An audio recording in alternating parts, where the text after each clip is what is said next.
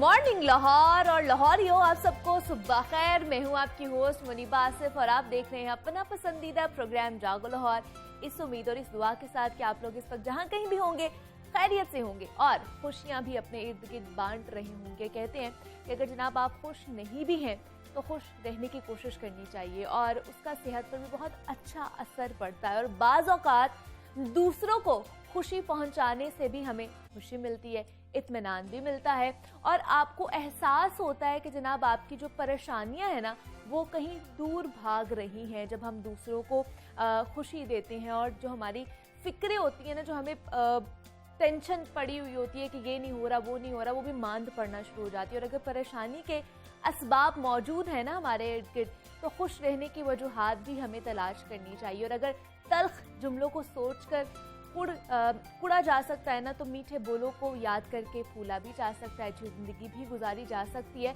और जनाब सच यही है कि अगर बिना कोशिश किए हम ना खुश रह सकते हैं, टेंशन ले सकते हैं, डिप्रेशन का शिकार हो सकते हैं, तो कोशिश करके हम खुश भी रह सकते हैं। अच्छी अच्छी चीज़ें याद करके, उन मेमोरीज़ को याद करके हम लोग खुश रहने की कोशिश कर सकते हैं। और जब हम कोशिश करना शुरू करते हैं तभी फिर हमारी जो डायरेक्शन है या हमारे जीने का जो सलीका है, मैं कहूँगी वो बेहतर होता जाता है। तो ये आज का पैगाम था जो आपके साथ मैंने शेयर किया है कि जनाब अपनी जो डायरेक्शन है, जो देखने की और जो जीने की ज़िंदगी, उसको चेंज करने की हमें ज़रूरत है।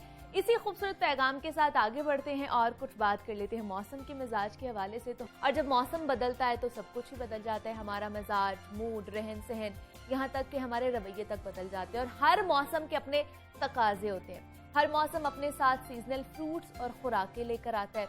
और मौसम गर्मा की अगर बात की जाए तो इस मौसम में फलों की बहार आती है, मुख्तलिफ फल हमें खाने को मिलते हैं। और फलों का बादशाह आम तो सबको ही पसंद होता है, वो चाहे छोटा हो वो चाहे बड़ा हो। और उसके साथ साथ कौन होगा जिसको रसीली और जायकेदार आड़ू और फालसा पसंद ना हो। फालसा नाम लेते ही हमारे मुंह में पानी आ जाता है और इसका खट्टा मीठा जो मज़ेदार सा जायका होता है ना वो हमारे महसूस होने लग जाता है मुंह में। और गर्म मौसम में इस फल की इफादियत भी उतनी ही ज़्यादा है जितना इसका जायका जो है वो मज़ेदार है, क्योंकि फाइबर से भरपूर ये फल गर्म मौसम में भी जिस्म को ठंडक फराहम करने के साथ साथ एंटीऑक्सीडेंट्स के तौर पर मुतअद्दिद अमराज से लड़ने के लिए हमारे जिस्म में जो हमारा मुदाफ़ाती निज़ाम है उसको मजबूत करने में मदद देता है। तो मौसम गर्मा में तरबूज, खरबूजे, आड़ू और फालसे का इस्तेमाल इंसानी सेहत के लिए कितना ज़रूरी है और ख़ास तौर पर इन फलों के जूसेस मौसम गर्मा में कितना रिलीफ हमें देते हैं, इस पर बात करेंगे। हमारे साथ इस वक्त मौजूद हैं माहिर ग़िज़ा हैं सिदरा अरसलान है। सिदरा, आपको खुश आमदीद कहती हूँ जागो लाहौर में। कैसी हैं आप? मैं बिल्कुल ठीक हूँ, थैंक यू। आप कैसी हैं? मैं भी बिल्कुल ठीक ठाक। सिदरा, मौसम गर्मा इस वक्त अपने उरूज पर है और जो सूरज मियाँ है ना वो फुल आबोताब के साथ चमक रहे हैं और गर्मी बरसा रहे हैं। तो हमें बताइए कि मार्केटों में इस वक्त फलों की बहार आई हुई है, मुख्तलिफ फल इस वक्त जीनत बने हुए हैं मार्केटों में। तो बताइए उनमें कौन कौन से ऐसे फल हैं जो गर्मियों में बहुत अच्छे हैं हमारे लिए, हमारी सेहत के लिए? ओके, ये एक कुदरती निज़ाम है कि जो सीजनल फ्रूट होता है वो उसमें वो बेस्ट होता है, उसमें वो सारी चीज़ें होती हैं जो उस सीज़न की सारी नीड्स हमारी मीट करती हैं। इस वक्त आप देखें कि अगर आप मुझसे पूछेंगी कि कौन सा फल अच्छा है, सारे फ्रूट्स अच्छे हैं, बिकॉज वो सारे कोई ना कोई हमारी नीड उस स्पेसिफिक वे में केटर कर रहे हैं। ओके, एक चीज़ जो बहुत इम्पॉर्टेंट है इन सारे फ्रूट्स में कि बिकॉज गर्मी होती है, डिहाइड्रेशन के बड़े चांसेस होते हैं। तो ये जितने भी फ्रूट्स अभी आए हुए हैं, चाहे वो मेलन हो, वाटरमेलन हो, अमरूद हो गया, ये फालसे हो गए, आम आ रहा है आगे, इन सब में वाटर कंटेंट बहुत अच्छा होता है। अच्छा। मतलब 80 to 90% इनमें वाटर होता है। उसके अलावा जो एक अहम बात है कि इनमें बहुत इलेक्ट्रोलाइट्स हमें मिलते हैं। मतलब गर्मियों में क्योंकि हमारी स्वेटिंग बहुत होती है तो हमारी बॉडी में नमकियात की कमी हो जाती है, हाँ। जैसे कि सोडियम, पोटेशियम, मैग्नीशियम। और अक्सर आपने सुना होगा कि कमजोरी हो गई, ड्रिप लगाने चले गए, तो वो इन्हीं इलेक्ट्रोलाइट्स की होती है। अच्छा। तो अगर आप अच्छे से सारे फ्रूट्स ले लेंगे तो नेचुरली आपको ऑलरेडी इनमें बहुत हाई पोटेशियम कंटेंट होता है, सोडियम सब होता है, तो आपकी अच्छे से सारे इलेक्ट्रोलाइट्स मतलब हमारी जितनी भी डिफिशिएंसी हुई होती है स्वेटिंग की वजह से, डिहाइड्रेशन की वजह से, वो ये फल खाने से हमारी पूरी सारी कवर हो जाती है। जी, ये तो बड़ी अच्छी बात है फिर कि हमें कहीं बाहर नहीं जाना पड़ेगा, घर पे ही फ्रूट्स हैं तो उनको हम खा के अपनी जो डिफिशियंसीज हैं वो पूरी कर सकते हैं। लेकिन मुझे बताइए, जैसे मैं बात कर रही थी, खरबूजे हैं, तरबूज है हमारे पास, आड़ू भी है, अमरूद है, दूसरा फालसा भी है, तो अगर इनके अलग अलग करके इनसे इनके बारे में पूछ लिया जाए कि इनमें कौन कौन सी चीजें या कौन कौन सी मिनरल्स, विटामिन हमें मिल रहे हैं, उसके बारे में बताइए। सबसे पहले फालसे से शुरू कर लेते हैं। जी, फालसे जिसको हम ब्लैक करंट भी कहते हैं, बेसिकली ये एक पावर फूड भी कहा जाता है। इसलिए क्योंकि ये सबसे ज्यादा इसमें एंटी कैंसरस एलिमेंट्स हैं। ठीक है। इसमें एक ऐसे कंपाउंड्स होते हैं जिनको जैसे हम कहते हैं एंटीऑक्सीडेंट्स, एंथोसाइनिन्स के नाम से भी होते हैं, पॉलीफेनोलिक कंपाउंड्स है। बेसिकली इनका काम ये होता है कि जो बॉडी में ऐसे कंपाउंड्स होते हैं जो कैंसर प्रोड्यूस करते हैं, उनसे ये फाइट करता है। और स्पेशली जो कैंसर पेशेंट्स भी होते हैं, उनको भी हम कहते हैं कि आप बेरीज, फालसे, इन चीज़ों का ज़्यादा इस्तेमाल करें, तो उस हवाले से बहुत अच्छे हैं। उसके अलावा they are very rich in vitamin C, और विटामिन सी आपको पता है ये भी एंटी कैंसरस है, स्किन के लिए अच्छा है, आपकी ओवरऑल बॉडी के लिए बहुत अच्छा है। इनमें बी विटामिन बहुत होती हैं, और बी विटामिन ऐसी हैं, विटामिन B1, B2 इस नाम से होती हैं, उनके नंबर्स होते हैं, बिकॉज वो बेसिकली आपकी बॉडी की मेटाबॉलिज्म में रोल करती हैं। जो तोड़ जोड़ हो रही होती है बॉडी में, जो केमिकल रिएक्शन चल रहे होते हैं, उसमें इनका बड़ा अहम किरदार होता है। तो अगर इनकी कमी होगी, आपकी एजिंग फास्टर होगी, आपकी बॉडी में डिजीजेस पैदा होने का खतरा होगा, जैसे कि डायबिटीज़, हार्ट डिजीज स्पेशली, आपकी कोलेस्ट्रॉल बढ़ने के चांसेस होंगे जब ये सारी विटामिन्स की कमी होगी, तो पूरा ओवरऑल निज़ाम कम हो जाएगा आपका। अगर हम आगे जाते हैं गुआवा की तरफ, अमरूद जो होता है, लोगों को ये अक्सर लगता है कि अगर हमें विटामिन सी लेनी है तो हम लेमनेड पी लें या ऑरेंज ले लें, बट अमरूद में twice you have the vitamin C. तो एंटीऑक्सीडेंट भी मिल गए आपको, आपकी बी विटामिन भी मिल गई। It's very very good for weight loss, sugar control के लिए बहुत अच्छा है। अमरूद की एक खासियत है कि वो इंसुलिन सेंसिटिविटी बढ़ाता है, तो जिन लोगों की शुगर हाई रहती है बहुत, क्योंकि इंसुलिन रेजिस्टेंस पैदा होती है, तो उस सूरत हाल में ये आपकी शुगर कंट्रोल बेहतर करेगा, आपकी वेट मैनेजमेंट में हेल्प करेगा, सैटिस्फैक्शन प्रोवाइड करेगा। It's a very good snack, चाहे डायबिटिक्स ले लें, चाहे बच्चों के लिए बहुत अच्छा है, बहुत एक पावर फूड जैसा है। आगे थोड़ा बढ़ते हैं तो फिर हमारे पास आ जाता है मेलन, ये जो आपका होता है खरबूजा जी, ये बहुत अगेन वाटर कंटेंट बड़ा हाई है, बी विटामिन, विटामिन सी। इसमें एक खासियत ये है कि खरबूजे में स्पेशली विटामिन ए जो उसकी प्रो विटामिन फॉर्म होती है, मतलब कि इसमें एक ऐसा कंपाउंड होता है जो बॉडी में जाके विटामिन ए एक्टिव फॉर्म बन जाता है। ठीक है। तो विटामिन ए की कहते हैं कि if you eat enough of it तो आपकी विटामिन ए स्टोर्स अच्छे हो जाएंगे। विटामिन ए की क्या खासियत है? बोन हेल्थ के लिए ज़रूरी है, क़ुव्वत मुदाफ़ियत के लिए बहुत अहम किरदार करता है। बच्चों के लिए स्पेशली विटामिन ए की कमी में डायरिया, उन सब की आपके अलामत आने लगती हैं, और आजकल वैसे भी बहुत फैला हुआ है। जी बिल्कुल। और उसके अलावा ये आपको हाइड्रेशन तो देता ही, कैलोरी इसमें बहुत ज़्यादा नहीं होती, तो अगेन लोगों को ये लगता है कि हम फ्रूट खाएंगे बहुत ज़्यादा तो हम मोटे हो जाएंगे। अगेन मैं लोगों को कहती हूँ कि बेहतर ये है कि बजाय जूसेस की तरफ आएँ, आप फ्रेश फ्रूट ज़्यादा लिया करें। क्योंकि जूसेस में आप चीनी भी डालते हैं, आप 2-3 फल इस्तेमाल करते हैं, वही आप पूरा अगर फ्रूट खा लेंगे आपको फाइबर भी मिल जाएगी, हाजमा भी बेहतर होगा, और उसके बाकी बेनिफिट्स भी आपको बहुत मिल जाएंगे। और हम जैसे खरबूजे की बात करें, बहुत लोग कहते हैं खरबूजा खा के, तरबूज खा के उसके ऊपर से पानी नहीं पीना है। ये मिथ है या ऐसा होता है? होता ये है कि बेसिकली जब आप वैसे सिर्फ ये फ्रूट नहीं, हम लोग ज़्यादा कॉन्शियस इसके बारे में होते हैं क्योंकि ये क्विकर रिजल्ट देता है हमें। जनरली भी किसी भी खाने के बाद आपको भर के पानी नहीं पीना चाहिए, क्योंकि आपकी जो डाइजेशन होती है वो स्लो हो जाती है। और फिर उसमें क्या होता है कि आपको फिर बदहजमी की अलामत सामने आती है। खरबूजा क्योंकि उसमें भी बहुत अच्छा वाटर कंटेंट है, बट सबसे ज्यादा वाटरमेलन में, और उसमें ज्यादातर हैजे के आते हैं, क्योंकि लोग क्या करते हैं ऊपर नीचे खाने लग जाते हैं। खाना खाया, उसके बाद वाटरमेलन फौरन से खा लिया, उसके बाद उसके भर भर के पानी पी लिया, तो वो फिर जो आपकी एक खाने का जो निज़ाम ऊपर नीचे होता है उसकी वजह से ज़्यादा इश्यूज आते हैं इस सूरत हाल में। इसलिए लोग कहते हैं कि फिर पानी नहीं पीना चाहिए, और क्योंकि आपको उससे ही फ्रूट से ही वो वाटर कंटेंट आपका पूरा हो रहा है। लेकिन फिर बताइए मुझे कि ये होल फ्रूट तो हम लोग खाते हैं, जैसे फालसे की अगर बात करें तो फालसे के ज़्यादातर लोग उसको खाने के बजाय जूस में इस्तेमाल करते हैं। तो उसका इस्तेमाल करना चाहिए हमें, या उसको भी होल फ्रूट एज अ खाना चाहिए? आई थिंक मिकदार और वैरायटी एक बहुत अहम किरदार करता है हमारे मील प्लानिंग में, स्पेशली जब घर में बड़े और बच्चे हों या जिनको कोई बीमारी हो, जैसे कि शुगर हो, हार्ट डिजीज़ हो, cholesterol issue, blood pressure, diabetes, ये सब।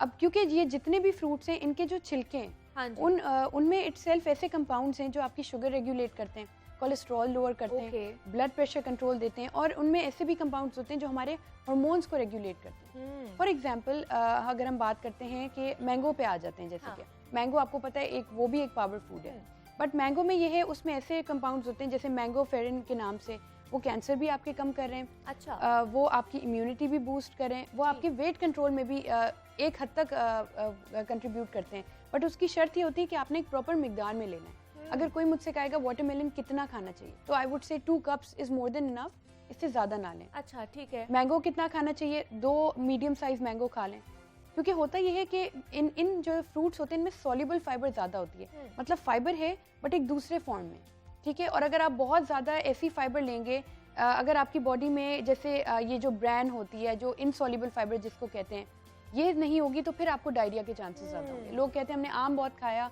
वो गर्म था, हमें डायरिया हो गया। ऐसा नहीं है, आपने आम की ज्यादती कर दी, आपकी बॉडी में सॉल्युबल फाइबर ज़्यादा है, वो कॉन्स्टिपेशन रिलीव करता है, स्टूल को सॉफन करता है। आपने साथ में कोई उसका मुतबादिल नहीं लिया, इसीलिए कहते हैं कि आप कोशिश करें फ्रूट को पील के साथ खाएं। पेस्टिसाइड्स होते हैं, अच्छे से वॉश करके खा लें, बट जितना हो सके जूसेस के बजाय होल द फ्रेश फ्रूट, या that's always the best one. Whole fruit को प्रेफर करें कि वो आप खाएं। ये तो हम जूसेस की बात कर रहे हैं कि जूसेस के बजाय हम लोग को होल फ्रूट खाना चाहिए, लेकिन जितनी गर्मी बढ़ती जा रही है सिद्रा, बाहर जैसे आपको पता है गन्ने का जूस मिल रहा होता है, और भी शरबत बाहर रेडियो पे मिल रहे होते हैं, तो ये पीना हमारी सेहत के लिए अच्छे हैं या नुकसानदेह साबित हो सकते हैं? नहीं, अगर आपने जूस, स्पेशली घर में बच्चे हैं, बेशक जूस दें, उसमें कोशिश करें आप शुगर इतनी ना डालें। एक तो ये आप क्या हो गया, घर में कोई डायबिटिक है या कोई ऐसा है after the age of 30 plus है, तो वो इतने जूसेस ना पिए, क्योंकि इस एज के बाद आपके पास सबसे ज़्यादा चांसेस होते हैं कि आपको ब्लड प्रेशर डेवलप हो जाए, एज रिलेटेड वेट बढ़ने की वजह से बीपी, कोलेस्ट्रॉल, शुगर की बढ़ने के चांसेस होते हैं।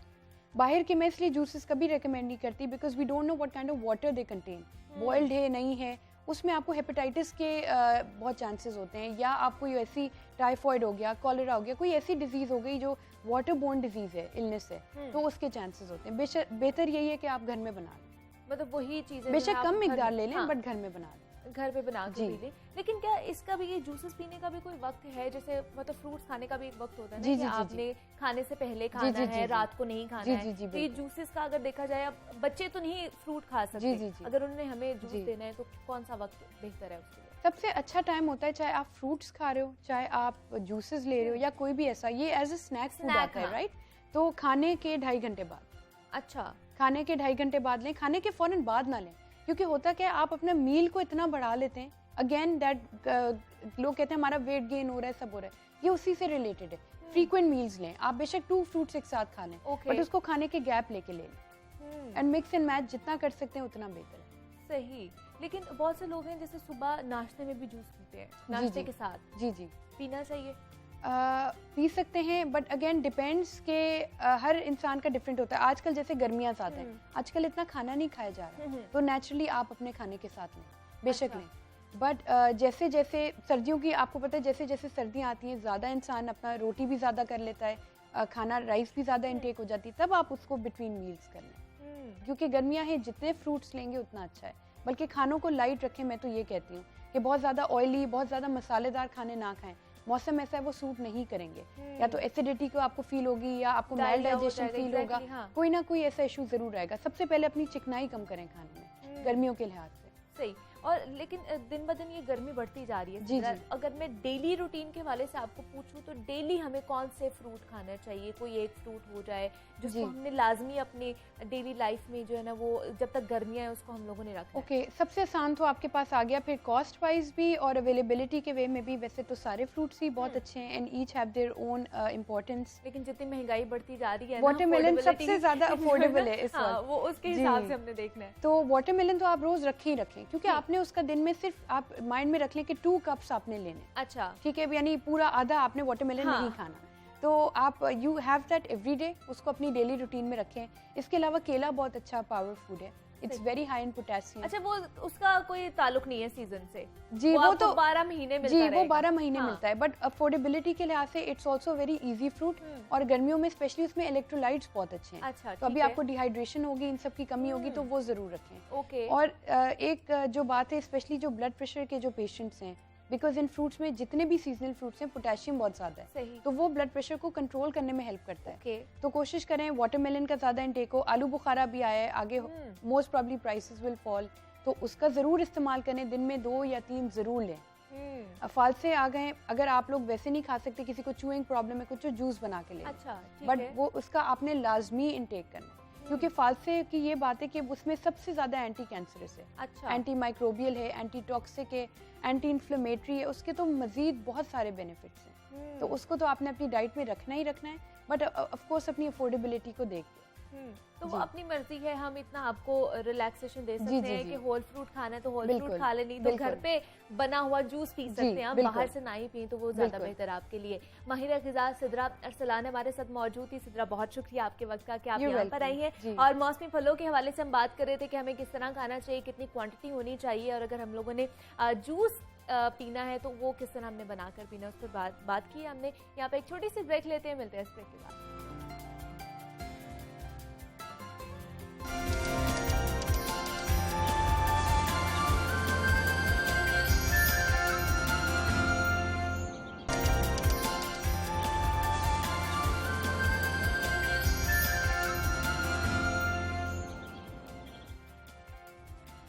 वेलकम बैक टू जागो लाहौर। जनाब, अब कुछ बात करते हैं मुल्क में राइज निज़ाम तालीम के हवाले से। तो पाकिस्तानी निज़ाम तालीम की सूरत हाल किसी से ढकी छुपी नहीं है, और मुख्तलिफ अदवार में निज़ाम तालीम की बेहतरी के लिए मुख्तलिफ इकदाम भी किए जाते हैं, और पाकिस्तान के तालीमी निज़ाम को दरपेश मसाइल के हल की तरफ किए गए इकदाम में सबसे बड़ी मुश्किल करिकुलम की तरतीब और तश्कील नौ था। तो साबिक वज़ीर आज़म पाकिस्तान इमरान खान जब बरसर इक़्तिदार आए तो उनकी जानिब से सिंगल नेशनल करिकुलम की पॉलिसी अपनाई गई, और सबके लिए एक ही निज़ाम तालीम का मतलब था एक निसाब होगा और एक ही ज़ुबान होगा जो हम तालीम के ज़रिए लोगों को मुहैया करेंगे कि तमाम बच्चों को आला तालीम के लिए मुनासिब और बराबर मौक़े मिले। पहले मरहले में ये पॉलिसी जो है वो प्राइमरी सतह तक अपनाई गई, जबकि उसके बाद मरहलावार दायरा कार जो है वो मज़ीद वसी कर दिया गया। लेकिन तहरीक इंसाफ की हुकूमत जाने और नई इत्तेहादी हुकूमत आने के बाद अब इस पॉलिसी को रूल बैक किया जा रहा है, और हुकूमत ने यकसा निसाब तालीम पर काम रोक दिया है।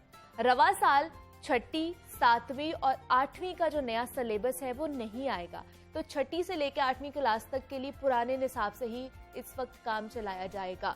तो यकसा निसाब तालीम पॉलिसी को क्यों रोका जा रहा है, इस पॉलिसी को खत्म करने के निज़ाम तालीम पर क्या असरात मुरतब हो सकते हैं, नेगेटिव या फिर पॉजिटिव एस्पेक्ट्स पर बात करेंगे हम।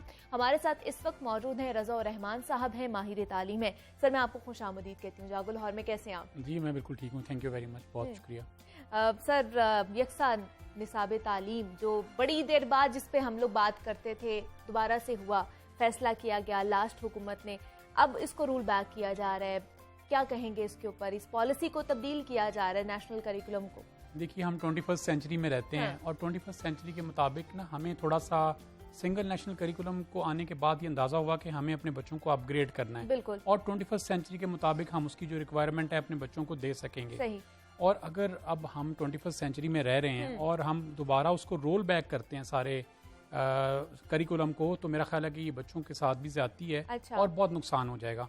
इतना अच्छा काम किया हुआ है इस सिंगल नेशनल करिकुलम के ऊपर, उसको आगे लेके चलें, उसमें एडिशन करें, उसमें तरमीम कर लें, उसमें बेहतरी ले आएँ। उसमें इनको लगता है, इस नई गवर्नमेंट को लगता है कोई कमी रह गई है, उसको दूर कर दिया जाए। आप एजुकेशनिस्ट को बैठाएं, आप माहिरीन तालीम को बैठाएं, उनके साथ मशावरत के साथ इसको आगे लेके चलने की कोशिश करें। देखें, ये वो काम नहीं है जो मेरा पर्सनल फायदे का है या आपके पर्सनल फायदे का है, ये तो पूरे कौमी असासा है, ये तो कौम का फायदा है। और किस कौम का? जो आने वाले अदवार में इस मुल्क की बागदौड़ संभालेंगे, हमारे मुस्तकबिल के में आने वाले जो मेहमान हमारे बच्चे ही हैं ना जी, वो उनके फायदे की बात है। तो आप उनके फायदे की बात के अंदर एक ऐसा रखल डाल रहे हैं जिसकी वजह से मैं समझता हूँ कि फर्ज करें इसको पॉलिसी को चेंज भी करते हैं, तो चेंज करने में 2-3 साल लग जाएंगे। 2-3 साल जाया करना कितना बड़ा अरसा है जो बच्चों की तालीम का नुकसान हो जाएगा। हम लोगों ने 2 साल पीछे जाया किए कोरोना में, कोविड में इतना नुकसान हो गया। अब अगर आप दोबारा इसको रोल बैक करते हैं, रीस्टार्ट करते हैं, कितना टाइम जाया होगा। और अब आप ये देखें कि ये बात तो सब लोगों ने जान ली है कि डिजिटल लिटरेसी कितनी जरूरी है। और अगर आप हमें दोबारा पुराने एरा में ले जाते हैं जहाँ पे हम किताबों के जरिए ही पढ़ना है, जहाँ पे सिर्फ हर वक्त लिखना है, रोट लर्निंग करनी है, रट्टा लगाना है, क्रैमिंग करनी है, तो हम इन बच्चों को दुनिया के बच्चों के साथ कैसे कम्पीट कर पाएंगे। तो ये तो एक बड़ी तशवीश की बात है कि अगर ऐसा कोई बयान आया गया है, क्योंकि ये ज़राए से ये बात मालूम हुई है, जैसे एहसन इकबाल साहब ने भी ट्वीट की है, हम इसको रिव्यू करेंगे। अल्लाह करे कि वो रिव्यू करने का मतलब पॉजिटिव लें, इसको आगे लेके चलें। रज़ा साहब, आपको क्या लगता है ये जो पिछली हुकूमत ने पॉलिसी लाई थी, इसका फैसला किया था, तो इसके कोई क्या नताइज सही नहीं आए हैं जिसकी वजह से इसको चेंज किया जा रहा है? आपका मौक़िफ़ जानना चाहूंगी, या वजह कुछ और भी हो सकती है? नहीं, देखो मेरा तो ख्याल है ये सिर्फ सियासी मामला है। अच्छा। क्योंकि वो एक और ए पार्टी है, ये बी पार्टी है, इन दोनों का आपस में जो क्लैश है उसकी वजह से ये क्रेडिबिलिटी किसी को नहीं देना चाहते। अच्छा। अदरवाइज अगर आप ये देखें कि आप एक आम बंदे से पूछ लें जो बाहर आम कोई काम कर रहा है कि सिंगल नेशनल करिकुलम के बारे में वो भी जानता है। इस दफा तो जो ये करिकुलम आया है इसका तो इतना शोर मचा, इतना ज्यादा इसको डिस्कस किया गया कि इसके बारे में हर बंदे के पास इंफॉर्मेशन मौजूद है और हर बंदे को मालूम है कि ये 21वीं सदी के मुताबिक बनाया गया है। इसके अंदर बहुत सारी चीजें बच्चों के लिए सपोर्टिव हैं, इसके अंदर बहुत सारी चीजें ऐसी हैं जो जदीद दौर के मुताबिक हैं। जैसे कंप्यूटर लिटरेसी को ले लें, जैसे 21st सेंचुरी की स्किल्स को ले लें, क्रिएटिव थिंकिंग को ले लें, आप प्रॉब्लम सॉल्विंग को ले लें, जो आने वाले 10 साल के बाद बच्चों को हेल्प करेंगी। तो अब तो वालिदैन को भी ये बात पता है कि सिंगल नेशनल करिकुलम के ऊपर बच्चे पढ़ रहे हैं और आके बाकायदा वालिदैन स्कूल में पूछते हैं कि आप सिंगल नेशनल करिकुलम के मुताबिक पढ़ा रहे हैं। अगर वो पूछते हैं तो वो इतने अवेयर हो गए हैं। अब जो अवेयरनेस वालिदैन को चली गई है, मेरा ख्याल है कि वालिदैन की तरफ से भी बहुत एतराज़ आएगा अगर वो इसको चेंज करेंगे। तो हम तो समझते हैं कि ये जो नया सिस्टम आया है इसने बच्चों का लोड और बर्डन भी कम किया है। अच्छा। और उनको क्रिएटिविटी की तरफ ज्यादा रुझान उनका डेवलप किया है। तो अब आप एक दोबारा उस सिस्टम में जाना चाहते हैं जो हमारा पुराना रट्टे वाला सिस्टम था, मैट्रिकुलेशन वाला सिस्टम था, जिसमें आपने याद करना है, मेमोराइजेशन करनी है और नंबरों की दौड़ में दोबारा शामिल हो जाना है। एक तरफ हम चाहते हैं अपने बच्चों को स्किल्स डेवलपमेंट कराएं और दूसरी तरफ दोबारा हम उनको चाहते हैं कि वो नंबर्स की दौड़ में शुमार होना शुरू हो जाए। ये तो एक चीज़ है। और दूसरा national curriculum, single national curriculum को लाने का एक ये भी मेरे ख्याल से थी वजह कि जो तबके थे, जो तफरीक हो रही थी कि बड़े स्कूल वाले कुछ और पढ़ा रहे थे, जो नीचे थोड़े प्राइवेट स्कूल या फिर गवर्नमेंट स्कूल वाले बच्चे कुछ और पढ़े थे, उसको भी कम करने की कोशिश की जा रही थी। अब दोबारा से वो दर्जाबंदी होना शुरू हो जाएगी। जी, दर्जाबंदी तो मेरा ख्याल है हमेशा रहेगी। उसकी रीज़न ये है कि दरअसल हमारे पास ना यहाँ पे 3 तरह के उस्ताद हैं। अच्छा। 3 तरह के वालिदैन हैं और 3 या 4 कैटेगरीज के ही पे बच्चे हैं। सही। लेकिन जो गांव का बच्चा है वो एक अर्बन एरिया के शहर के बच्चे का मुकाबला नहीं कर सकता, ना लैंग्वेज में, ना सोच में, और ना ही उसकी आउटपुट वो आ सकती है क्योंकि उसके पास वो फैसिलिटीज नहीं है। एक गांव के बच्चे का और शहर के बच्चे का बहुत फर्क है। गो कि अल्लाह ताला ने दोनों को जहानत बराबर दी हुई है, शायद गांव के बच्चे की ज्यादा हो, लेकिन जो उसके पास फैसिलिटीज हैं, ना वैसे टीचर मौजूद है वहाँ पे, ना वैसे स्कूल मौजूद है वहाँ पे, ना उतने पढ़े लिखे वालिदैन मौजूद हैं जो हमारे पास शहरों में मौजूद है। तो ये कैटेगरीज तो 2-3 तरह की हैं और तीनों कैटेगरीज को मेंटेन करना पड़ेगा। लेकिन जो बेसिकली चीज़ थी कि क्या हम इस अपने करिकुलम को नेशनल फ्रेमवर्क के अंदर रह के बना सकते हैं। अच्छा। पाकिस्तान का जो कॉन्स्टिट्यूशन है उसके फ्रेमवर्क के अंदर रह के ये बना हुआ है। जब ये उसके अंदर बना हुआ है तो इसमें सबसे पहले पाकिस्तान के इंटरेस्ट हैं, पाकिस्तान की तरफ बच्चे की सोच को माइल किया जा रहा है, उसको पेट्रियाटिक बनाया जाएगा। पहले करिकुलम बिल्कुल डिफरेंट भी थे, या करिकुलम के अंदर लोग अमेंडमेंट कर लेते थे। अच्छा। अपनी मर्जी की चीजें भी डालते रहे, हमारे मुखालिफ जो मुल्क हैं उसकी चीजें भी बीच में डालते रहे, वो रोक टोक हुई, वो उसके ऊपर चेक एंड बैलेंस किया गया। ये बड़ा अच्छा फैसला था क्योंकि हम अपने ही बच्चों को खुद पढ़ाएं कि हमारे जो दुश्मन है उन्होंने हमें ओवरकम कैसे कर लिया, उन्होंने हमारे पे कौन कौन सी जंगें जीत ली। तो बहुत सारे स्कूलों में ये होता रहा, बड़े स्कूलों में। तो मैं समझता हूँ कि ये बहुत अच्छा है कि चेक एंड बैलेंस रखा गया इसके अंदर, इसका बाकायदा फ्रेमवर्क डिज़ाइन किया गया, कुरानिक तालीम को तर्जमे के साथ डाला गया। ये बहुत बड़ा एक रेवोल्यूशन होगा कि अगर हमारे बच्चे कुरान को समझ लें और अल्लाह की बात को समझने के बाद उसके ऊपर एक्ट करना शुरू करें, बल्कि बहुत ज़्यादा तेज़ी से एक्ट होगा। बच्चे जब बात समझ लें कि खुदा ने क्या कहा है उस पर बहुत तेज़ी से एक्ट होगा। पहले हम अरबी पढ़ते हैं, अरबी पढ़ने की हमें समझ नहीं आती और हमारे ऊपर से गुजर जाती है और जो लोग कह रहे होते हैं वो सुनना शुरू कर देते हैं। तो अब आपको अल्लाह ताला ने किताब दे दी है जिसमें वो आपसे मुखातिब है, उसको तर्जमे से पढ़ें और ख़ुद अपनी ज़िंदगी के ऊपर लागू करें। ये बहुत बड़ा इसका एक मैं समझता हूँ इनकलाब था ये वाला। तो अगर बल्कि मेरा ख्याल है जो नई गवर्नमेंट आई है उसने कोई 9th में कुरानिक एजुकेशन को भी रोक दी है। अच्छा। आई डोंट नो क्योंकि उसका भी बाकायदा प्रॉपर एक नोटिफिकेशन निकला है। हाँ। मे बी कि वो उसमें कोई मैं फेक हो या ना हो, मुझे इसका सही पता नहीं अभी, लेकिन ये मेरे सुनने में आया। तो इसमें और इस तरह की बहुत सारी चीज़ें थी जो बच्चों के लिए फ़ायदेमंद थी। उसको बैठ के दोबारा देखें, जो भी नए गवर्नमेंट आना चाहती है, जो भी वजीर नए आए हैं, और उसमें जो अच्छी चीजें हैं उसको कंटिन्यू करें और जो उसमें कुछ चेंज करना चाहते हैं उसको चेंज किया जा सकता है। कर सकते थे लेकिन इसको बिल्कुल खत्म करने की जरूरत नहीं। बिल्कुल भी नहीं, रोल बैक करना तो बिल्कुल भी किसी सूरत में मुनासिब नहीं है। रोल बैक करने के बाद रीस्टार्ट करना कितना मुश्किल होता है। अगर आपने अमेंडमेंट करनी है ज़रूर अमेंडमेंट करें, ऐड ऑन करें, और होता रहता है। बल्कि ये जो नया करिकुलम था, ये उन्होंने शुरू में ये बात डिसाइड की थी कि डायनामिक होगा, ये स्टैटिक नहीं होगा, रुक नहीं जाएगा एक साइड पे। ये डायनामिक होगा, जब आप जो चीज़ ऐड करना चाहते हैं उसमें ऐड ऑन करें और आप सबको बताएं और वो लोग उसके मुताबिक करें। दुनिया इतनी तेजी से चेंज हो रही है, रोज़ नई टेक्नोलॉजीज आ रही हैं। अब आजकल सुनने में आ रहा है मेटावर्स आ गया है। मेटावर्स क्या है? वो इस टेक्नोलॉजी से भी अगली टेक्नोलॉजी है जो हम जिसमें जा रहे हैं। तो ये बच्चों को हम फिर कैसे सिखा सकेंगे? हम अगली दुनिया का, नई दुनिया का और बाहर की दुनिया के बारे में कैसे बता सकेंगे? नई टेक्नोलॉजी के बारे में अवेयर कैसे उन्हें कर सकेंगे? लेकिन रजा साहब, जैसे ही ये पॉलिसी आई थी सिंगल नेशनल करिकुलम के हवाले से, तो मुख्तलिफ प्राइवेट जो एसोसिएशंस थी या फिर जो स्कूल्स थे, उन्होंने एहतजाज किया था कि हमें ये पॉलिसी मंजूर नहीं है। तो अब जब ये रोल बैक किया जा रहा है, तो क्या अब वो एक पेज पर है कि ये इसको नहीं किया जाना, या वो भी अब मुतमईन है कि अच्छा ठीक है कर दें? देखिए, बहुत से लोगों ने इख्तलाफ किया था, बल्कि ज्यादा लोगों ने इख्तलाफ किया था, खास करके उस तबके ने जिसका फाइनेंशियल प्रॉब्लम आना था। सही। ये तो हमने तो ये देखना ना कि हमारे बच्चों के लिए फायदे में क्या चीज है। अब देखें, एक वो सिस्टम है, एक वो किताब बनती है जो आज से 50 साल से पहले चलती आ रही है, उसके अंदर कोई चेक एंड बैलेंस नहीं है, उसकी कोई अप्रूवल नहीं है। एक स्कूल को वो लेना आसान है, या एक वो किताब लेना आसान है जिसकी अप्रूवल भी है, जिसका चेक एंड बैलेंस भी है, और जिसके अंदर लेटेस्ट तौर के मुताबिक अपग्रेडेशन भी होनी है। तो हमारे यहाँ तो चूंकि भेड़ चाल है, तो एक चीज़ हम राइज कर लेते हैं, उसको 20-20 साल चेंज नहीं करते हैं। मैं आपको यहाँ छोटी सी मिसाल दूंगा कि जो अर्ली चाइल्डहुड एजुकेशन है, ये दुनिया में 1980s के अंदर आ गई थी। पाकिस्तान में 1990s में हमारी फैमिली ने इसको इंट्रोड्यूस कराया, और जो गवर्नमेंट स्कूल है वहाँ पे ये 2006 में इम्प्लीमेंट हुई। जो चीज़ 1990 में आ गई है, वो आप 16 साल के बाद गवर्नमेंट स्कूल के अंदर इम्प्लीमेंट कर रहे हैं। तो ये इतना 15, 20 साल का जो फर्क आ रहा है, मैं समझता हूँ ये बहुत बड़ा फर्क है। इतना फर्क नहीं होना चाहिए। आपको मॉडर्नाइजेशन में जाना चाहिए। मॉडर्निटी जो है ना, ये जिद्दत जो है ना, ये बड़ी इंपॉर्टेंट चीज़ है। जिद्दत जो है, यही आपके अंदर क्यूरियोसिटी पैदा करती है, यही आपके अंदर आगे बढ़ने का जज्बा पैदा करती है, यही आपको दुनिया की नई से नई चीज़ों के बारे में आगाही देती है, और आप नई से नई चीज़ें डेवलप भी कर पाते हैं। तो अगर हम यही सोचते रहेंगे कि हमें आसानी कहाँ पे है, बहुत सारी एसोसिएशन ने एतराज़ किया कि जी इसमें हमें नहीं पूछा गया, ये नहीं किया गया। लेकिन देखें, जिन लोगों ने भी इसको डिज़ाइन किया, वो अब बड़े काबिल लोग थे, बड़े पढ़े लिखे लोग थे।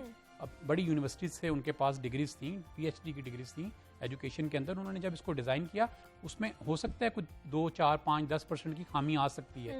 वो बैठ के डिस्कस करके उस मसले का हल निकाला जा सकता है। अभी भी मुझे भी बहुत सारी चीज़ों पे एतराज़ात थे। जैसे इसमें उर्दू लैंग्वेज को इतना प्रमोट नहीं किया गया। मैं समझता था कि बहुत सारा करिकुलम उर्दू में शिफ्ट होना चाहिए था, बच्चों को उर्दू में आसानी मिलनी चाहिए थी। लेकिन अगर उनको बायो लैंग्वेज भी कर दिया जाए तो वो भी मुनासिब था, और उससे भी हमारे बच्चों को फायदा हो सकता था। बहुत सारे स्कूल हैं जो इंग्लिश में पढ़ाते हैं, उनके बच्चों ने बाहर जाना है, उन्होंने O लेवल्स करना है, उनको भी एक ऑप्शन मिल जाती। और जो हमारे अपने बच्चे हैं, जो कि 95% बच्चे हैं जो इसी मुल्क में रहते हैं, और उनके लिए उर्दू में अगर कर देते हैं साइंस को भी, तो ये उनके लिए आसानी थी। उनके लिए दूसरे मज़ामीन को भी अगर साइंस में, सोशल स्टडीज़ को भी साइंस में कर देते तो बहुत आसानी हो जानी थी। तो बहुत सारी चीज़ें इन डिस्कशन थी, चीज़ें ठीक हो रही थी, बेहतर हो रही थी, और मजीद बेहतर हो सकती थी। मेरा ख्याल है कि इसी ट्रेन को चलाना चाहिए था। ये ट्रेन ने कहीं ना कहीं पहुंच जाना था। रुके ना, मतलब हम लोग आगे जाने के बजाय हम बार बार पीछे को दिखेला जा रहा है हमें, कि हम तरक्की ही ना कर पाए। वालिदैन का मौक़िफ़ क्या है इसके ऊपर? वो खुश हैं कि ये रोल बैक किया जा रहा है, या वो भी एतराज़ कर रहे हैं कि नहीं हमें यही चाहिए? देखें, ये तो दुनिया न्यूज़ ने आज से 4-5 दिन पहले जुनैद सलीम साहब ने इस खबर को ब्रेक किया, तो उसके बाद मेरे भी नोटिस में आई, परेशानी आई मुझे भी, और लोगों को भी पता लगना शुरू हुई। अब तो ये बात खबर निकली है तो लोगों तक पहुंचेगी और वालिदैन का रिएक्शन आएगा। लेकिन देखें, एज अ पेरेंट, मैं भी एक पेरेंट हूँ, और मुझे भी परेशानी हुई कि अगर मैं अपने बच्चे को सोचूं कि मैं दोबारा उसको उसी सिस्टम में लेके जा रहा हूँ जो पुराना सिस्टम था, और नया सिस्टम को मैं इग्नोर करूंगा, अगली दफ़ा मैं नहीं पढ़ा सकूंगा अपने बच्चों को, तो मुझे जो फिक्र है वो लाहक हो सकती है, मुझे परेशानी लाहक हो सकती है। देखिए मुनीबा, एक ज़माना था कि आप ना बहुत ज़्यादा लिखते थे, आज से राइटिंग पे बड़ी कॉन्सेंट्रेशन होती थी। आज तो हम कुछ नहीं लिखते। ना मैं लिखता हूँ, मैं इस पर टाइप करता हूँ, आप भी टाइप करती हैं। बहुत कम लोग होते हैं लिखते हैं, या फिर कंप्यूटर पे लिख लेते हैं। तो अब ज़माने के मुताबिक हमें उसको छोड़ना पड़ेगा, और जो मॉडर्निटी है उसके अंदर जाना पड़ेगा। नए करिकुलम, नए सिलेबस को अडॉप्ट करना बहुत ज़रूरी है। और 21st सेंचुरी है, 21st सेंचुरी की स्किल्स को आप ऐड करें, 21st सेंचुरी की एजुकेशन को आप पढ़ाएं। ये कैसे मुमकिन है कि बच्चे 21st सेंचुरी के हैं और आप उसको 20th सेंचुरी की एजुकेशन दें, और आप उसमें टीचर भी 20th सेंचुरी के डाल दें? ये मुनासिब नहीं है। 21st सेंचुरी के बच्चे हैं, 21st सेंचुरी की एजुकेशन होनी चाहिए, 21st सेंचुरी के मुताबिक टीचर्स को अपने आप को ढालना चाहिए, उन सारी स्किल्स को सीखना चाहिए, क्योंकि पहले टीचर सीखेगा तो वो बच्चे को सिखाएगा। तो पहले टीचर का सीखना बहुत ज़रूरी है। तो आपको क्या लगता है रज़ा साहब कि जो हमारी तालीम है उसको प्रायोरिटी पे लाने के लिए मज़ीद और हमें क्या करना है? मतलब एक मुस्तनद पॉलिसी होनी चाहिए ना, कि जिसको बार बार हम एक्सपेरिमेंट के तौर पर ना यूज़ करें, उसको एक मुस्तनद पॉलिसी ही रहने दें, ताकि हमारी जो आगे आने वाली नस्ल है वो एक अच्छे तरीके से ज़िंदगी गुजार सके। देखिए मुनीबा, इस बारे में ना मैं तो गवर्नमेंट को रिक्वेस्ट कर करके ना इस स्टेज पे पहुंच गया हूँ। मैं समझता हूँ कि गवर्नमेंट शायद कभी भी इसमें कोई भी रोल प्ले नहीं कर सकेगी। अच्छा। क्योंकि गवर्नमेंट के जो इंटरेस्ट हैं वो आपस में पार्टीबाजी और क्रेडिट लेना, ये मेरी गवर्नमेंट है, ये मेरी गवर्नमेंट है। अब आवाम किसी की नहीं है, बच्चे किसी के नहीं हैं, उन दोनों की अपनी अपनी गवर्नमेंट है, अपना अपना उनके स्टेक्स हैं, वो हमेशा उसी पे बात करते हैं। अच्छा। इसमें मैं समझता हूँ कि वालिदैन को खुद ये बात सीरियस लेनी चाहिए और वालिदैन को ये सोचना चाहिए कि अगर किसी का बच्चा कुछ बना है, हाँ। अपने इर्द गिर्द देखें तो वो क्यों बना है, बिल्कुल या इस ऐसे गवर्नमेंट की वजह से बना है, या इस स्कूल की वजह से बना है, या इस टीचर की वजह से बना है, या इस सिस्टम की वजह से बना है। तो जब आप उन बच्चों को देखेंगे तो उसमें वो जो सबसे ज्यादा कामयाब बच्चे हैं वो इसलिए बने हैं क्योंकि उनके वालिदैन ने उनके ऊपर बहुत फोकस किया। बिल्कुल टीचर भी फोकस करता है, लेकिन वालिदैन का खुद इन्वॉल्व होना, खुद फोकस करना बहुत जरूरी है और वालिदैन को ये जिम्मेदारी खुद अपने पास रखनी चाहिए। अगर वो कहेंगे जी गवर्नमेंट कुछ कर देगी तो ये पॉसिबिलिटी नहीं है। गवर्नमेंट के पास कोई टाइम नहीं है। गवर्नमेंट ने अगर एक करिकुलम का अच्छा काम किया भी है, दूसरी गवर्नमेंट आ रही है वो उसको चेंज करना चाहती है, रोल बैक करना चाहती है, तो ये खतरे की घंटी है, एक परेशानी की बात है। तो वालिदैन खुद इन्वॉल्व हों, अपने बच्चों के ऊपर खुद फोकस करें, 21st सेंचुरी की स्किल्स खुद भी सीखें। वालिदैन को खुद सीखनी पड़ेंगी, पेरेंटिंग खुद अपनी करवानी पड़ेगी। बहुत सारे मोटिवेशनल स्पीकर हैं जो पेरेंटिंग कर रहे हैं, उनके लेक्चर सुने, अपने आप को अपडेट करें, अपग्रेड करें और अपने बच्चों को उससे मुस्तफीद करें। ये बहुत ज़रूरी है, बहुत ज़रूरी है। दूसरा रज़ा साहब, एंड पे हमें ये बता दें, छुट्टियां होने वाली हैं बच्चों को, कब तक इम्कानात हैं? 1 जून से हो जाएंगी छुट्टियां? बहुत गर्मी है जी, बच्चों के लिए बैठना बहुत मुश्किल है। गवर्नमेंट से रिक्वेस्ट है कि बच्चों का टाइम शॉर्ट कर दे। प्राइवेट स्कूल्स को भी ये रिक्वेस्ट है कि वो बच्चों का टाइम फिलहाल शॉर्ट कर दें। अच्छा, ठीक और है। अगर टाइम शॉर्ट कर देते हैं, 7 से 10 या 11 बजे की टाइमिंग आ जाती है तो बहुत आसानी हो जाएगी। और देखें अब इस वक्त भी तकरीबन 10 बजने वाले हैं, हाँ। तो इतनी गर्मी नहीं है कि जो बच्चे बर्दाश्त ना कर सकें। तो बच्चों की पढ़ाई भी बहुत ज़रूरी है और गर्मी से बचाना भी बहुत ज़रूरी है, सेहत भी बहुत ज़रूरी है। तो गवर्नमेंट से ये रिक्वेस्ट है कि एक तो टाइमिंग को शॉर्ट कर दिया जाए और बच्चों को जो है ना जून का मई का महीना पूरा पढ़ने दिया जाए, ताकि बच्चों के एग्जाम्स हो रहे हैं, फाइनल एग्जाम्स हैं बहुत सारे बच्चों वो मुकम्मल हो जाएं, बच्चे प्रमोट हो जाएं। लेकिन शेड्यूल क्या रहेगा बच्चों का? उनको ज़्यादा काम दिया जाएगा छुट्टियों के हवाले से? नहीं, छुट्टियों में तो है, देखें बहुत सारे स्कूल काम नहीं देते, बहुत सारे स्कूल बच्चों को स्किल्स के ऊपर ले आते हैं कि वो उनकी स्किल्स डेवलपमेंट शुरू करा देते हैं, उनकी जो क्रिएटिविटी है उसके ऊपर फोकस शुरू कर देते हैं, उनको वर्कशीट्स फॉर्म में बहुत सारा काम दे देते हैं। तो ये वो काम है जो बच्चे बड़े इंटरेस्ट से करते हैं, शौक से करते हैं। और आप कह लीजिए कि ये वो काम होता ही वैसे, वो देते ही वो वाला काम है जिसमें बच्चे का इंटरेस्ट ऑटो इंटरेस्ट जनरेट हो जाए। तो ये काम अगर जो स्कूल उनको छुट्टियों में देंगे वो तो बच्चे हमेशा बहुत अच्छा करके लाते हैं। तो बहुत से स्कूल जो है समर कैंप भी लगाते हैं, तो इस साल भी कुछ ऐसा सिलसिला समर कैंप के लिए हमेशा गवर्नमेंट परमिशन देती है, अलाउ करती है। तो लगता है गवर्नमेंट अगर इस दफ़ा परमिशन देगी तो ज़रूर समर कैंप लगाना चाहिए, क्योंकि समर कैंप में स्कूल से हट के एक्स्ट्रा करिकुलर एक्टिविटीज़ को कराया जाता है और बच्चों के लिए एक्स्ट्रा करिकुलर एक्टिविटीज़ बहुत ज़रूरी हैं। मुनीबा, यहाँ ये बात ज़रूर ज़हन में रखें कि जो पिछले 2 साल गुजरे कोविड के, उसमें हमारे बच्चे एक्स्ट्रा करिकुलर एक्टिविटीज़ नहीं कर सके, फिजिकल एक्टिविटीज़ भी नहीं कर सके। तो वो उनके मसल्स, आप कह लीजिए उनकी पूरी बॉडी, जो उनके अंदर स्पोर्ट्समैन स्पिरिट है उसकी बहुत कमी हो गई हुई है। तो हमें ये चाहिए कि हम बच्चों को एक्स्ट्रा करिकुलर एक्टिविटीज़ की तरफ भी तवज्जो दें और उनकी फिजिकल एक्टिविटीज़ को भी बहुत ज़्यादा प्रमोट करें, ताकि बच्चे उनकी बॉडी या उनकी जो जिसामत है या जो उनकी ग्रोथ है वो बेहतरीन तरीके से हो सके या उससे उनको फ़ायदा मिल सके। तो आपको लगता है कि परमिशन मिल जाएगी अगर मांगी जाए तो? मेरा ख्याल है कि गवर्नमेंट के बारे में कुछ नहीं कह सकते। मैं ज़रा गवर्नमेंट से समझता हूँ कि गवर्नमेंट के लोगों को कन्विंस करना इतना मुश्किल है। जैसे आप समझ लें कि हम उनके पास कोई ज़ाती मामला लेके जाते हैं, वो समझते हैं हमको ज़ाती मामला लेके आए। हम अगर बच्चों के स्टेक का मामला लेके जा रहे हैं तो हम इस नेशन के स्टेक का मामला आपके पास लेके आ रहे हैं। हाथ जोड़ के आपसे रिक्वेस्ट करते हैं कि बच्चों के फायदे के लिए ये वाले काम कर दें। तो जो बच्चों के बेहतर इंटरेस्ट में है गवर्नमेंट वो करने की कोशिश करे। मेरा ख्याल है कि बच्चों का इंटरेस्ट हमेशा प्रायोरिटी होनी चाहिए, बजाय इसके कि किसी बिजनेस का, किसी स्कूल का, किसी टीचर का। बच्चों का इंटरेस्ट इज वेरी इंपॉर्टेंट। यहाँ पर जो हमारी एजुकेशन है वो हमारी प्रायोरिटी भी होनी चाहिए और सबकी, वो चाहे वालिदैन हो, या फिर हुकूमत हो या स्कूल इंतजामिया हो, प्रायोरिटी हमेशा एजुकेशन होनी चाहिए। यकसा निज़ाम तालीम के हवाले से बात कर रहे थे रज़ा रहमान साहब, हमारे साथ मौजूद है, माहिर तालीम है। रज़ा साहब, बहुत शुक्रिया आपके वक्त का कि आप यहाँ पर आए और अपना मौक़िफ़ आपने हमारे साथ शेयर किया है और रोल बैक किया जा रहा है। जनाब, ये पॉलिसी को सिंगल नेशनल करिकुलम के हवाले से पिछली हुकूमत इस पॉलिसी को लेकर आई थी और ये वाली हुकूमत जो है इसको रोल बैक करने जा रही है। आने वाले दिनों में देखते हैं फिर इसके ऊपर क्या क्या रिएक्शन सामने आते हैं। यहाँ पे एक छोटी सी ब्रेक लेते हैं, मिलते हैं इस ब्रेक के बाद।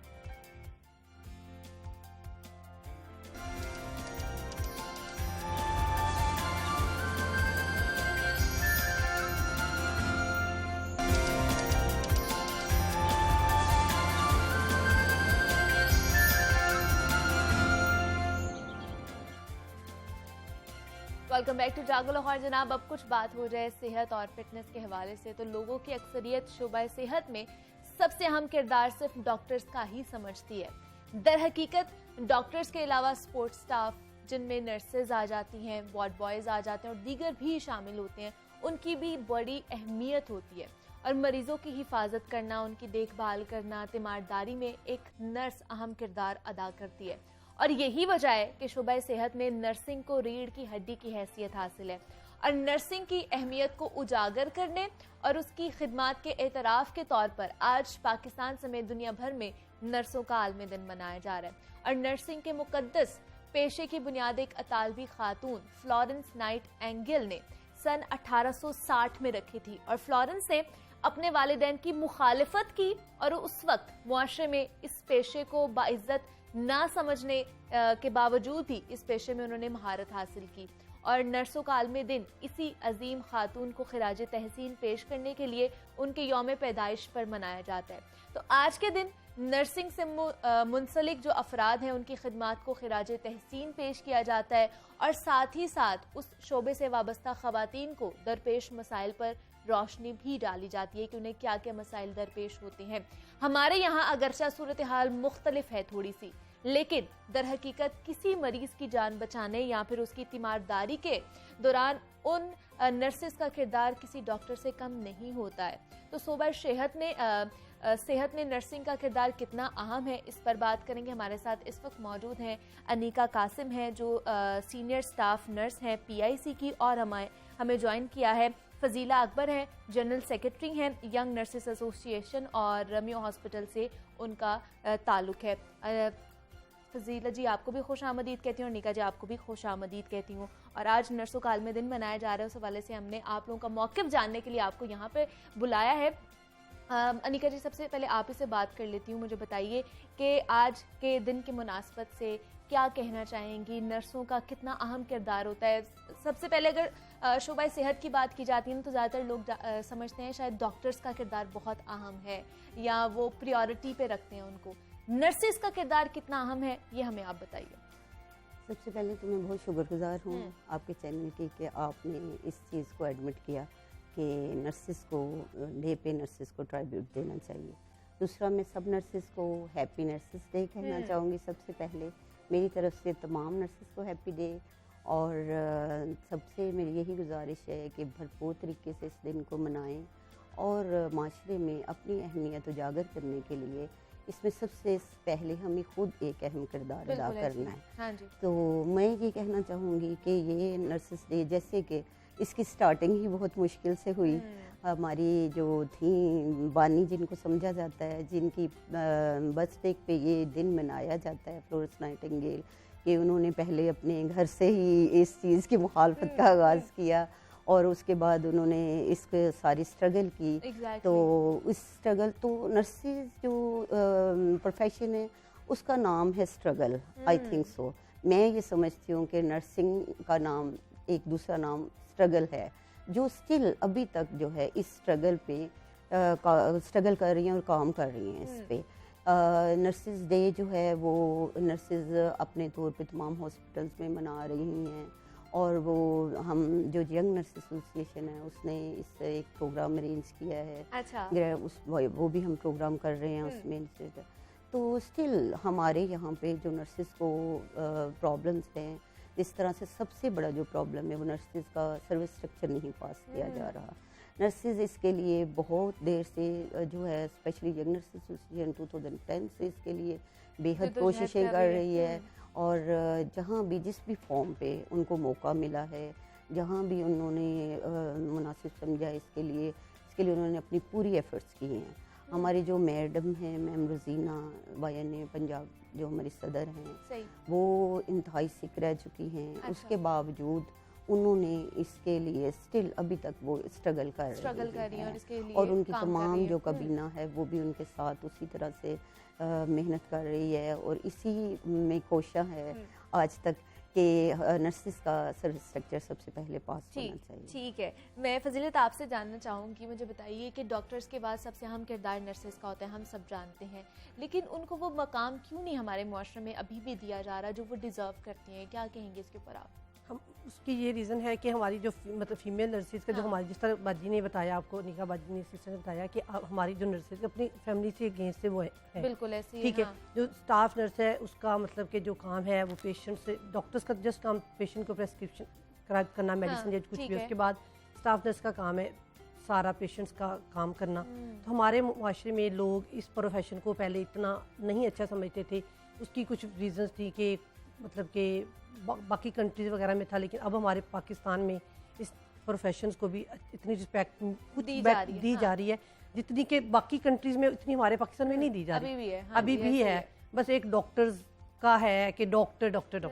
हालांकि हम लोग हॉस्पिटल में जॉब करते हैं, जो फैमिलीज हैं पढ़ी, मतलब कि उनको पता है कि नर्सिंग में क्या, अब अच्छी नर्सिंग स्टूडेंट्स जो है, मतलब अच्छी फैमिलीज की जो लड़कियां हैं वो नर्सिंग में आ रही हैं। बिल्कुल ऐसे ही है, हाँ। तो मतलब अब जो है मतलब रुझान जो है वो बढ़ता जा रहा है, मिथ है जो इस शोबे को अच्छा नहीं समझा जाता था वो खत्म होता जा रहा है। लेकिन जिस तरह ये नर्सिंग डे के हवाले से अभी पाकिस्तान में इतनी लोगों को अवेयरनेस नहीं है कि नर्सिंग डे क्या है, कब है। मतलब आज जिस तरह हमारे हॉस्पिटल में भी लोगों को नहीं पता था कि आज क्या है। जब बैज वगैरह लगाए हुए तो हमने कहा कि हमारा नर्सिंग डे है, इंटरनेशनल नर्सिंग डे है, ये पूरी दुनिया में नर्सिंग का डे मनाया जाता है 12 मई का दिन जो है। तो इसलिए ये बनाना बहुत जरूरी बहुत है, बनाना जरूरी है, इस तरह के लोगों को अवेयरनेस हो कि ये मतलब एक नर्सिंग प्रोफेशन सिर्फ ये नहीं है कि सिर्फ मतलब दुनिया में, ये दीन के लिहाज से भी बहुत अच्छा प्रोफेशन है। मतलब कि दीन में खिदमत एक खलक है, जिस तरह कहते हैं ना, किसी ने एक इंसान की जान बचाई, उसने पूरी इंसानियत की जान बचाई। जो हमारी नर्सिंग है वो पेशेंट की सर से लेकर टो तक खिदमत करती है। पेशेंट की सारी केयर नर्सिस पे होती है, पेशेंट का सारा उसका ख्याल करना। जिस तरह जब ये कोविड के डेज थे, कोविड डेज में पेशेंट्स के पास इतना डॉक्टर्स नहीं जाते थे, बहुत मुश्किल डॉक्टर्स नहीं जाते थे, बल्कि सिर्फ हमारी जो नर्सिस थी वो हमारे, मैंने खुद 17 मार्च से पॉजिटिव पेशेंट, जो पहले 2 पेशेंट म्यू हॉस्पिटल में आए थे, उन पे मेरी नाइट ड्यूटी थी और मुझे बहुत ज़्यादा फोबिया था। मैं घर जाती थी, अपनी फैमिली से दूर दूर रहती थी। ये सारा मैंने बार बार स्टरलाइज करना अपने आप को, ये सारा सैनिटाइज करना, कपड़े, ये तो ये सारा हम लोगों को फोबिया था। लेकिन उसके बावजूद भी मैं पॉजिटिव पेशेंट पे ड्यूटी करती, वो कहते थे पानी पिलाओ, हमें खाना खिलाओ, हमारी नर्सिस खिलाती थी। इवन के डॉक्टर्स थे, उनको इतना फोबिया था, वो आते थे बाहर से, उनको पता चल जाता है पेशेंट पॉजिटिव की, वो हमें कहते थे अब ये राइट करके मेरे सिग्नेचर्स कर दो। अच्छा, मतलब तो हमारी नर्सिस भी नहीं जाते थे। उसके बावजूद भी हमारी नर्सिस डॉक्टर्स के कहने पे कर देती, लेकिन हम लोग अंदर 6-6 घंटे रहते थे। जब हम बाहर आते थे, इवन कि एक दफा फेंट भी हो गई थी अंदर। मतलब वो हमने जो मतलब इतनी टेंशन होती है टेंशन होती थी और इतनी वो किट्स पहनी होती थी नर्सिंग की, और ये वार्ड बॉयज हैं, इनकी खिदमत को फरामोश नहीं किया जा सकता जो इन्होंने खिदमत सर अंजाम दी है कोविड के दिनों में। ये पूरे 2 साल डॉक्टर्स के साथ साथ आप लोगों ने भी बहुत हिम्मत जुटाई है और हिम्मत का मुजाहिरा किया है। लेकिन कभी ऐसा नहीं हुआ कि कभी दिल उकता जाता हो कि अब ये क्या हो रहा है, टेंशन हो रही है, क्या होगा हमारे साथ? दिल उकता जाता है जब लोग रिगार्ड नहीं देते। जिस तरह हमने कोविड में इतने पेशेंट कितनी ज़्यादा अपनी खिदमत की, लेकिन उसके बावजूद भी हमारी नर्सिस को इतना रिगार्ड नहीं मिला। हम लोगों ने मतलब इतना ज़्यादा एफर्ट की, बिल्कुल ऐसे सारी नर्सिस ने, लेकिन उसके बावजूद भी इतना रिगार्ड नहीं मिला, तो फिर बंदा डिसहार्ट हो जाता है। ये कहना चाहूँगी कि पेशेंट केयर से हमारा कभी भी दिल नहीं उकताया, बिकॉज मैं समझती हूँ कोविड डेज में जैसे नर्सेज ने जो पैशन दिखाया है और जिस पैशन से उन्होंने, आप यकीन करें कि इतने वाक़यात हैं कि अगर हम वो सुनाने बैठे तो इतना टाइम नहीं है हमारे पास। नर्सेज ने और तमाम मेडिकल जो प्रोफेशनल्स हैं, जितने भी, हाँ जी, मेडिकल प्रोफेशनल्स हैं, बेसिकली जो नर्सेज हैं ना वो फर्स्ट ऑन कॉल हैं पेशेंट को, इसलिए उनका डायरेक्ट कांटेक्ट है। वो डायरेक्ट जो है वो पेशेंट को जो है ना वो अटेंड करती हैं, पेशेंट को रिसीव उन्होंने करना है, पेशेंट की तमाम जो हैं वो एसेसरीज जैसे बेड है सब कुछ वो उन्होंने बनाना है। बिल्कुल ऐसे तो इसलिए उनके वो फर्स्ट ऑन कॉल है, वो पेशेंट को उन्होंने सारा मैनेज करना है, मैनेज करके देना। कोविड जो था ना, एक वो पेंडेमिक और फिर एक कोई सदियों बाद आने वाली एक बीमारी थी, वो तो ऐसे था कि स्टार्टिंग में किसी को भी पता नहीं था कि इसको किस तरह डील करना है। अच्छा। लेकिन हम समझते हैं कि हमारे पाकिस्तान में इसकी जो जीत हुई है ना कोविड से निकलने की, उसमें सबसे अहम किरदार नर्सिस ने किया है। नर्सिस ने अपना घर, अपना बाहर, अपने बच्चे और बहुत कुछ सफ़र किया और हमारी अब आज हम स्टेक पे डाल दी जी, और आज हम उन नर्सिस को सलाम पेश करना चाहते हैं जिन्होंने अपनी जानों के नजराने पेश किए हैं इस दौरान, और उन्होंने इस चीज़ की परवाह नहीं की। और हमारी बहुत सी स्टाफ नर्सिस हैं जिन्हें इस दौरान शहीद हुई हैं कोविड के दौरान। तो अल्लाह ताला उनकी को जवार रहमत में जगह दे। और इसके हम इन खदमात का और इन ये जो हमारा नुकसान हुआ है ये हम इसका भी पूरा नहीं हो सकता। बेशक ऐसे ही है। हाँ जी, जी। तो मुझे बताइए कि इस जो जिद्दोजहद आप लोगों ने की कोरोना से लड़ने के, इसके खिलाफ, इसके इवज़ कोई आप लोगों को अलाउंसेस मिला हो या कोई सहूलियात आपको दी गई हों कि आप लोगों ने बड़ा अच्छा काम किया है? सिर्फ एक ये इनफ नहीं है जो किया गया है, ये बहुत कम है।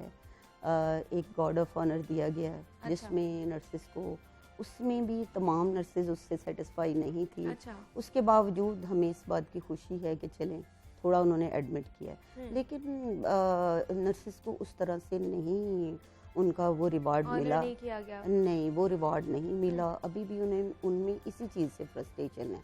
लेकिन आज भी जैसे कि ये कहा जा रहा है कि अगर दोबारा से ये बीमारी आ जाए, खुदा न खास्ता कोई भी वेरिएंट आ जाता है, तो आज भी हम उसी तरह खड़े हैं और हमारे वही पैशंस हैं और हम पीछे नहीं हटेंगे, क्योंकि being a nurse, being a human being, हम ये समझते हैं कि हम जो हैं वो लोगों की लाइफ जो है उनको सेव करते हैं। लेकिन जो चैलेंजेस हमें हैं, स्पेशल शॉर्टेज ऑफ नर्सिस का, और स्पेशली जो बिहेवियर ऑफ नर्सिस पे लोग ज़्यादा अफेंड है और बात करते हैं नर्सिस के बिहेव की, उनको नर्सिस के मसाइल में भी उनका साथ देना बिल्कुल ऐसी है। फजीलत, मैं ये आपसे जानना चाहूँगी, लोग बड़ी शिकायत करते हैं कि एक तो पेशेंट्स भी शिकायत करते हैं, साथ उनके जो लवाहिकीन आए हुए होते हैं, फैमिली मेम्बर्स होते हैं, वो इस चीज़ की शिकायत करते हैं कि नर्सेस का रवैया हमारे साथ सही नहीं होता है, बदतमीज़ी करती हैं या सही तरह हमारी खिदमत नहीं करती है। तो इसकी वजह क्या है?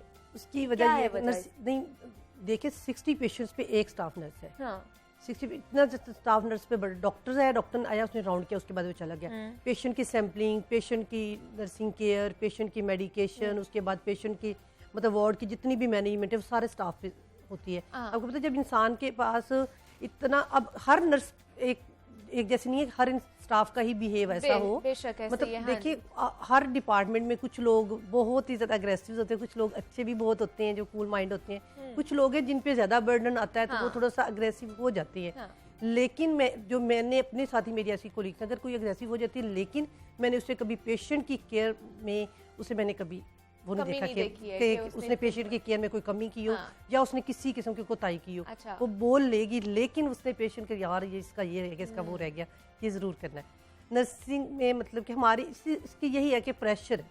अच्छा। हमारे पे प्रेशर ज़्यादा है, हमारी नर्सिंग सिस्टर्स पे पेशेंट काम का बर्डन बहुत ज़्यादा है, इस वजह से वो, और सबसे बड़ी बात है कि फ्रंट ऑफ लाइन जो है वो स्टाफ नर्सिस ही है। डॉक्टर है उसने राउंड के साइड पे हो गया जी, स्टाफ ने जी पेशेंट की मेडिसिन नहीं हुई, अच्छा डॉक्टर ने लिखी है तो हो, वो डॉक्टर तो गया साइड पे, जिस स्टाफ ने लिखी है। अब स्टाफ ने वो मेडिसिन लिखनी है, फिर उसको इंडेंट करवाना है, पेशेंट इंडेंट करवाने के लिए उसने वर्कर को भेजना है, फिर वहाँ से साइन होने पेशेंट की मेडिसिन आनी।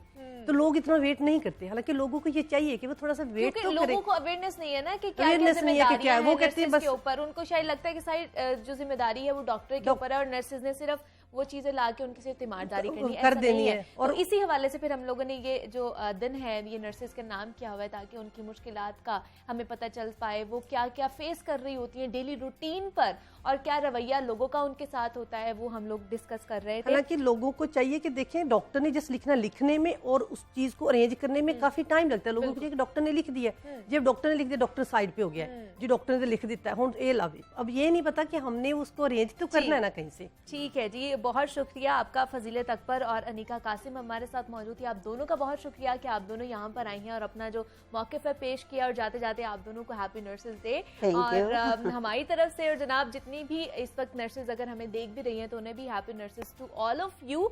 और खिराज तहसीन आप लोगों को जनाब हम लोग पेश करते हैं कि इतना मुश्किल काम आप लोग कर रहे होते हैं और लोगों की जानें बचा रहे होते हैं, हमारी जानें बचा रहे होते हैं, तो हम लोग आपके जो है वो बड़े ही मशकूर हैं कि आप लोग इतना अच्छा काम कर रहे हैं। यहाँ पे एक छोटी सी ब्रेक लेते हैं, मिलते हैं इस ब्रेक के बाद।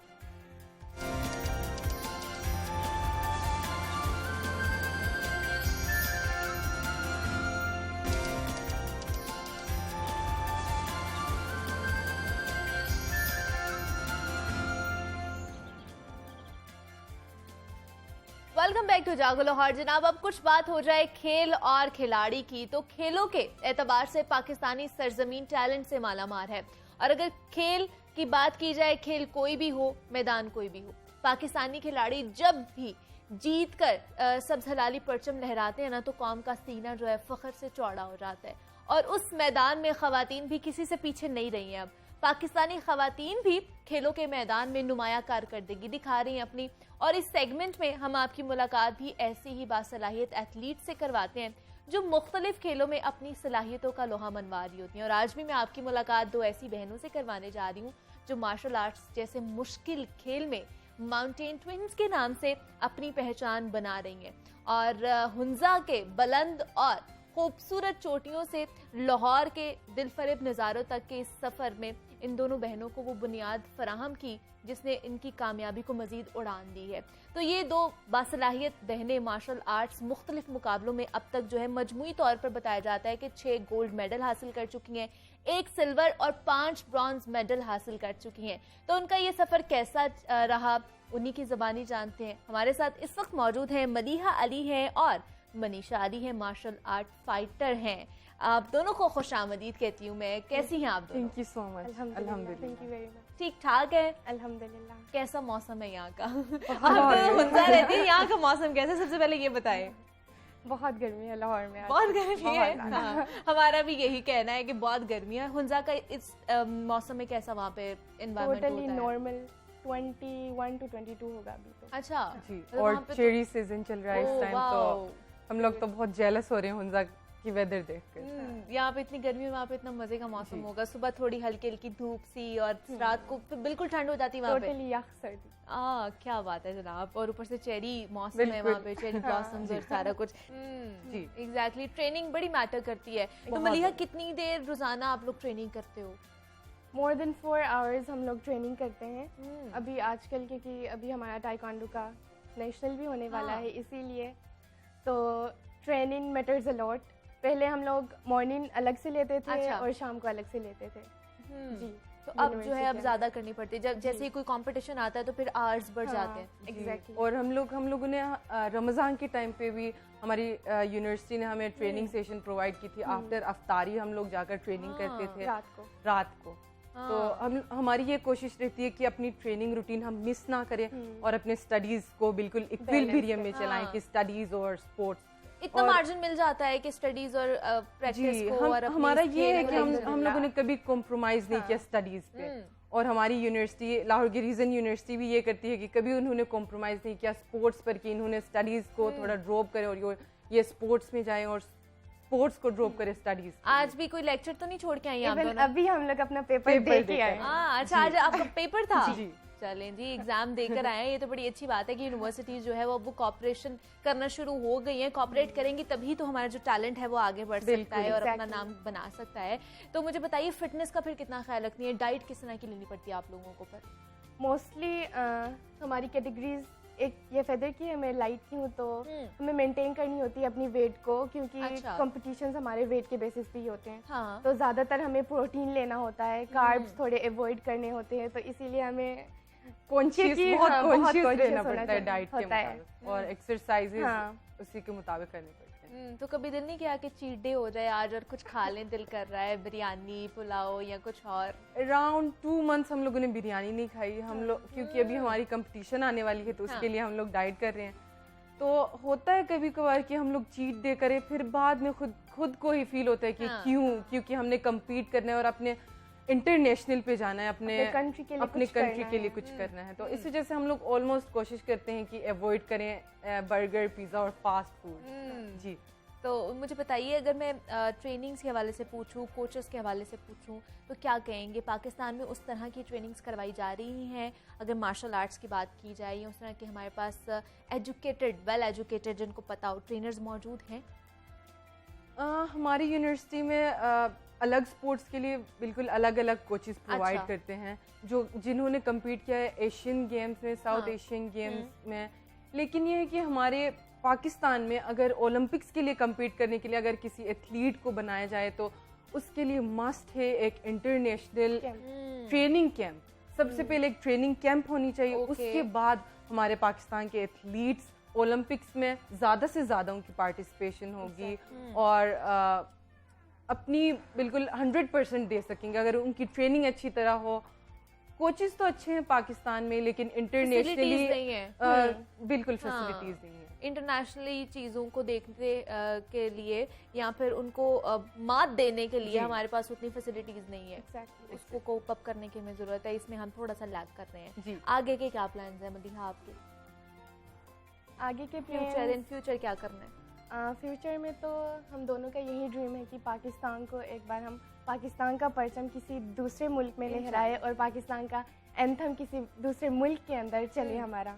तो ये हमारा गोल और ड्रीम है इंशाल्लाह ऐसे ही, और हमारी बेस्ट विशेस आप दोनों के साथ हैं कि आप इस तरह ही करेंगे, जो आपका गोल है आप उसको अचीव करें। जब वापस जाती हैं हुंजा, ये 6 साल हो गए आपको यहाँ पर आए हुए और ये कर रही हैं आप, वापस जाती हैं वहाँ से कैसा फिर फीडबैक मिलता है? लोग किस तरह अप्रिशिएट करते हैं कि अच्छा पहले थोड़ी बहुत तनकीद हम लोग करते थे, अब ये बड़ा अच्छा काम कर रही है, तो अब किस तरह का फिर फीडबैक मिलता है? जब हम लोग यहाँ से हुंजा जाते हैं तो लोगों को एक्सप्रेस करने में हेजिटेशन होती है, क्योंकि आपको पता है कि लोग पहले अगर आप अच्छा काम करें तो बहुत आपको जल्दी अप्रिशिएट नहीं करते। एग्जैक्टली। हेजिटेशन करते हैं, फिर देन वो लोग हमें कहते हैं कि माशाल्लाह आप दोनों अच्छा काम कर रहे हैं, इसी तरह ही। मतलब तनकीद करनी हो ना फिर नहीं सोचते कि तारीफ करनी हो फिर सोचते हैं। लेकिन अल्हम्दुलिल्लाह हम लोग एक ऐसे लिबरल सोसाइटी से ताल्लुक रखते हैं हुंजा, जहाँ पर लोग पहले तो स्टीरियोटाइप ब्रेक करने में हेजिटेशन तो होती है, फिर लेकिन हमारे वहाँ के लोग बहुत सपोर्टिव है, हमारी सोसाइटी स्पेशली हमारे कोचेस, क्योंकि एक अच्छा कोच ही एक अच्छे एथलीट को बनाता है। वहाँ पर भी फैसिलिटीज हैं इस हवाले से कि वहाँ पे भी अभी लैग कर रहे हैं ट्रेनिंग के हवाले से?